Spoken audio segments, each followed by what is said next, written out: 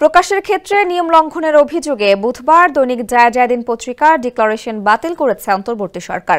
ঢাকা জেলা ম্যাজিস্ট্রেট ও জেলা প্রশাসক তানভীর আহমেদের সই করা অফিস আদেশে এই ডিক্লারেশন বাতিল করা হয়েছে।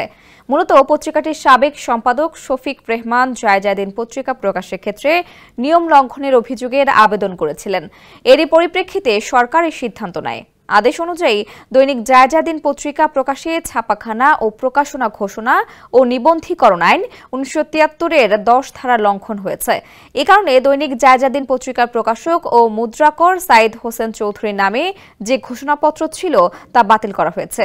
শফিক রেহমানের অভিযোগ, অফিস আদেশ অনুযায়ী দৈনিক জায়দিন পত্রিকাটি প্রকাশের জন্য যে অনুমোদিত প্রেস রয়েছে সেখান থেকে ছাপা হচ্ছে না। স্যান্ডেলিনা সো রূপচর্চায় আভিজাত্য, কিন্তু প্রিন্টার্স লাইনে মিথ্যা তথ্য দেওয়া হচ্ছে। এর পরিপ্রেক্ষিতে কারণ দর্শানো নোটিশ দেওয়া সহ প্রয়োজনীয় সব ব্যবস্থা নেওয়ার পর এবং অভিযোগের সত্যতা প্রমাণিত হওয়ায় পত্রিকাটির মুদ্রণের ডিক্লারেশন বা ঘোষণাপত্র বাতিল করা হয়েছে।